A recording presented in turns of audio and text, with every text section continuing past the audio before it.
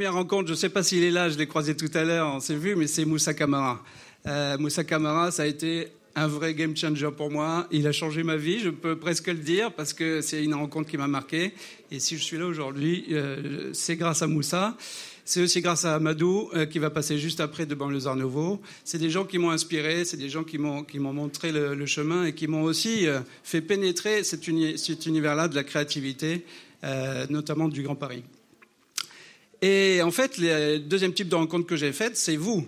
C'est vous, les jeunes nouvelle génération créative, avec un feu intérieur. C'est le thème de l'événement. Journée, oui. Mais c'est un feu intérieur qui est incroyable, une force personnelle très très forte.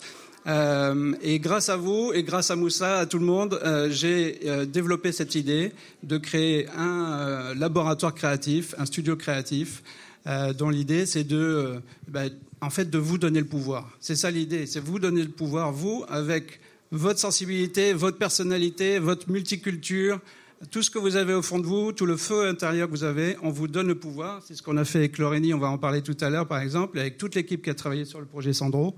On donne le pouvoir aux jeunes, on prend toute leur créativité, parce que j'ai une conviction centrale, c'est que cette créativité que vous avez, cette personnalité, cette sensibilité que vous avez, c'est hyper important aujourd'hui et c'est hyper pertinent. C'est hyper pertinent pour le monde dans lequel on vit aujourd'hui, mais c'est pertinent pour la créativité, pour les marques aujourd'hui. Pourquoi ? Et j'en finis là. Parce qu'il y a une vraie dissonance aujourd'hui. Il y a quelque chose qui se passe au niveau du marketing, au niveau de la mode, au niveau du luxe, au niveau de plein de choses. C'est qu'il y a une dissonance entre les marques et le public. Beaucoup de marques sont allées trop loin dans leur univers créatif, avec trop d'homogénéité, avec trop de codes. Et il faut casser les codes aujourd'hui. C'est d'ailleurs, on en parlait ce matin, mais il faut casser les codes. Et vous avez cette capacité de casser les codes, ouais.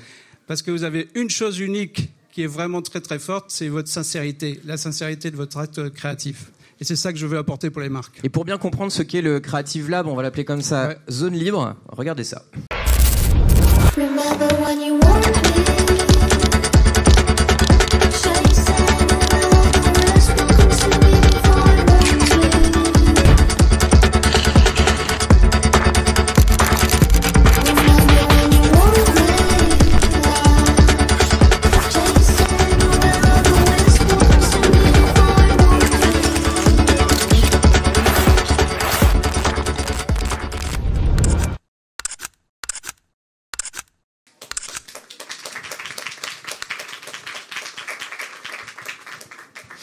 Augustin Letellier de Sandro. Tout à fait. Pourquoi vous avez décidé de vous lancer comme ça à corps perdu, je dirais, avec Zone Libre ? Quel était l'intérêt pour votre marque ? Alors moi, c'est aussi une rencontre. C'est une rencontre avec Alexandre. C'est quelqu'un qui est passionné, qui a une vraie vision aussi pour la jeunesse et pour vraiment tout ce mouvement. Et ensuite, j'ai eu envie de lui faire confiance. J'ai eu envie de faire confiance et de donner une chance aussi à tous les jeunes qui l'accompagnent. Je pense que ça fait partie aussi des racines de Sandro, de faire confiance à la jeunesse, de la transmission des savoir-faire, tout ce qui est encore une fois autour de la diversité et de l'inclusion. C'est vraiment dans les racines et dans ce que veut transmettre notre créatrice. Donc ça a tout à fait résonné à la fois avec ma démarche personnelle mais aussi avec celle de la marque. Et voilà, et c'est pour ça que j'ai été très tenté de tenter l'aventure et que je pense que c'est qu'un début. Il y avait cette idée d'essayer d'aller chercher un autre regard sur votre marque. Oui, tout à fait. C'est une marque de mode, c'est toujours assez top-down et on a un directeur créatif qui va mettre en avant sa vision et c'est pour moi super important aussi de pouvoir le faire dans l'autre sens, de reverse, de ce que disait Alexandre aussi. Aujourd'hui, il y a beaucoup de marques qui ont perdu un peu leur âme et leur sincérité. Et les contenus sont devenus un peu standardisés et ça va aller de plus en plus loin avec l'intelligence artificielle. Et encore une fois, ce type de contenu-là, qui sont vraiment sincères, qui ont vraiment des vraies personnes avec un vrai discours créatif, ça donne une âme et c'est ça qui est le plus important selon moi. Laurénie, question pour toi. Donc, tu as participé à ce projet, tu es allé dans les locaux de Sandro, même je crois dans la manufacture, ou en tout cas il y a un endroit dans les ateliers, ouais, pour le dire ainsi. Est-ce que toi tu connaissais la marque avant de décider de te lancer de participer à cette collaboration ou pas du tout?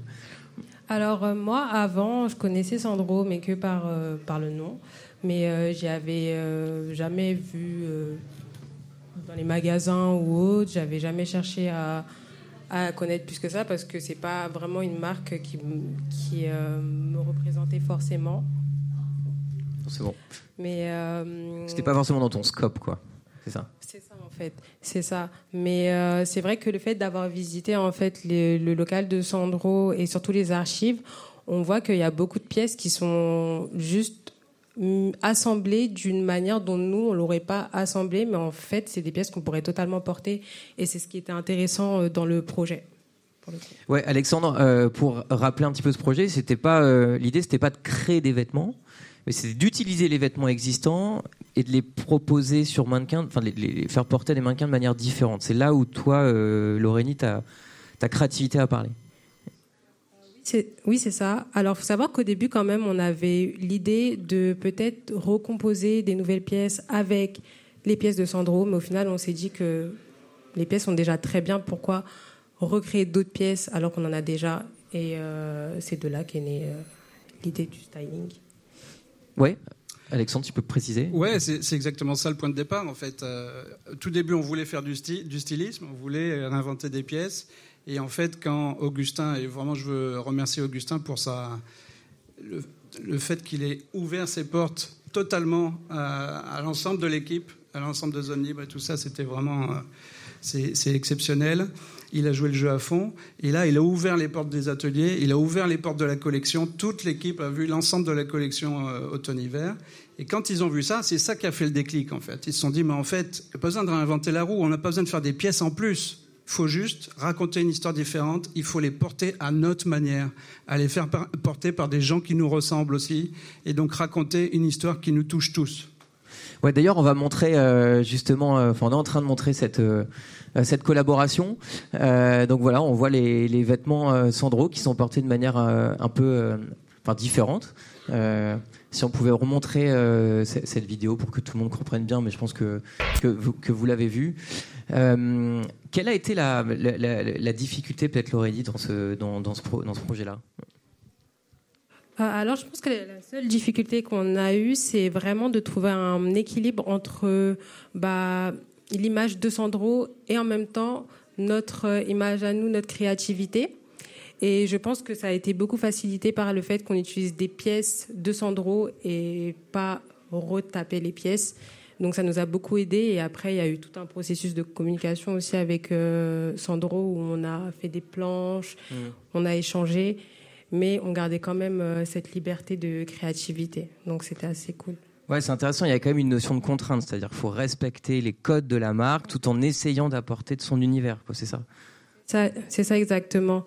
Mais après, on reste quand même assez libre puisque on réutilise les pièces de Sandro, donc c'est très dur de quand même s'éloigner de l'univers de Sandro avec les pièces de Sandro. C'était une prise de risque ou pas, Augustin Oui, c'est toujours une prise de risque. Après, c'est surtout un don de confiance à un groupe qui a besoin de matière pour s'exprimer, ils ont tous beaucoup de qualités, ils ont tous prouvé des choses chacun dans leur verticale, mais pas forcément ensemble, puisque c'était le premier projet de Zone Libre. Donc en ça, c'est une prise de risque. En revanche, après, l'idée, c'était de leur laisser les mains libres le plus possible pour que ça soit authentique et que ça soit sincère, et vraiment que ça soit pas dirigé par la marque. Alexandre, quelles ont été finalement les missions des talents que toi tu as recrutés pour ce partenariat? Il y avait de la création, du mannequinat, il y avait plein de choses, plein de talents différents. Ouais. En fait, c'est aussi ça que j'ai appris en faisant ce projet avec Sandro, c'est que les talents qu'on a, et vous en fait, la nouvelle génération, vous n'êtes pas juste des créatifs, vous êtes des personnes et tout ça d'accord, et c'est hyper important, mais vous faites tout.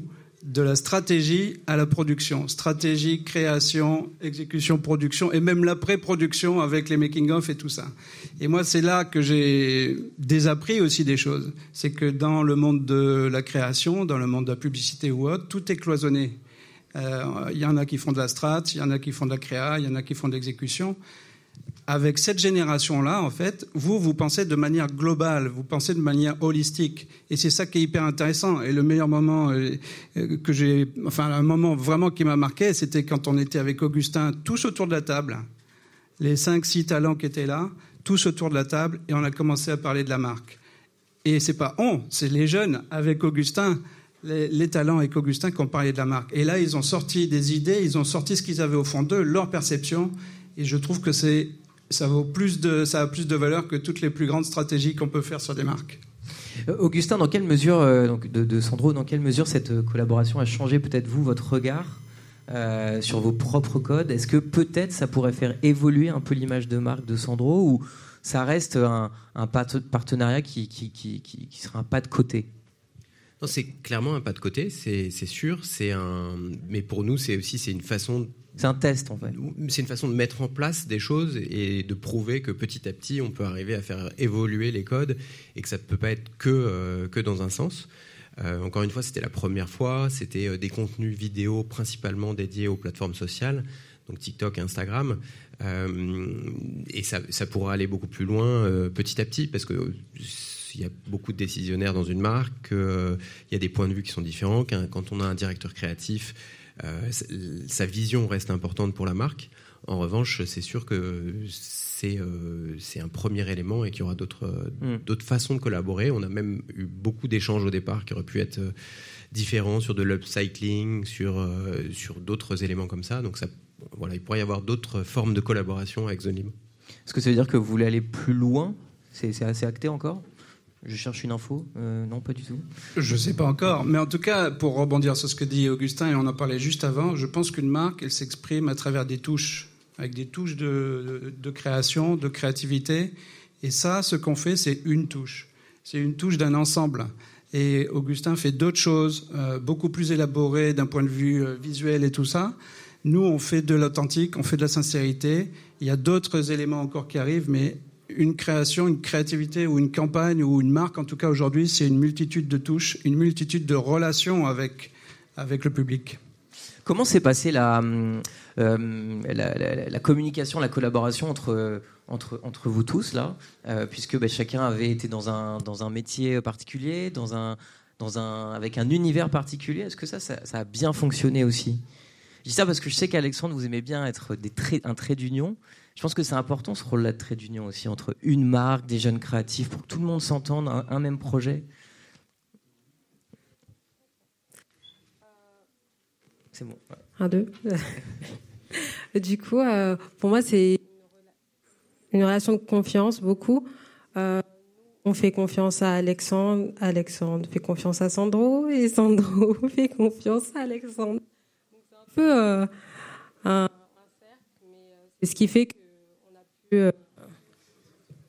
qu'on a pu réussir cette collaboration et qu'on est là devant vous aujourd'hui. Ouais, moi, la première question que j'aurais posée, c'est qu'est-ce que vous pensez de Sandro? Et c'est intéressant d'avoir leur feedback. C'est qu'il y en a qui connaissaient de nom. Qui connaît Sandro d'ailleurs ici? Pardon, Augustin, je pose la question. Il y a du monde quand même. Ah, c'est connu, hein. Non, mais c'est une marque. Laurénie, elle connaissait pas vraiment. J'ai l'impression que je suis pas la seule. C'est deux noms qui connaissent Sandro. Moi, je connais, mais bon, c'est ma génération. Non, mais c'est sûr, c'est une marque qui existe depuis 84, donc elle est là dans le paysage français. Après, elle parle plus ou moins à des cercles de personnes, des gens, mais il y a une importante, notamment en France, mais aussi à l'international, parce que c'est présent maintenant dans 55 pays et que c'est une des marques qui représente le mieux la démocratisation du style de la parisienne et de la française dans le monde. Donc après, c'est ça qui est intéressant dans ce type de projet, c'est de pouvoir adresser des cibles différentes, de dire en fait on n'est pas que pour tel type de personne ou tel type de personne. Et la diversité, ça a toujours été au cœur. On peut le voir chez nous dans le siège, dans les ateliers, où c'est des gens qui viennent de parcours très très différents, qui sont là depuis plus de 25 ans pour beaucoup. Après dans nos campagnes aussi, et on ne cherche pas à le mettre au chausse-pied, c'est vraiment dans les racines de la marque. Donc là c'est un projet qui est vraiment différent pour nous, mais qui je pense est assez fondateur d'une évolution de la marque. Des codes de la marque peut-être. Ouais. Alexandre, ça a été compliqué de convaincre Sandro. Est-ce que toutes les marques de mode aujourd'hui seraient capables de se lancer dans ce genre de projet ? Je connais la réponse de Laurénie déjà. Mais... Certainement pas. Mais je ne cherche pas à ce que toutes les marques soient intéressées. Je cherche à ce que mes talents, les équipes, cette génération soient intéressés de travailler avec certaines marques. Et ils étaient intéressés de travailler pour Sandro. Ça ne sera pas le cas de toutes les marques.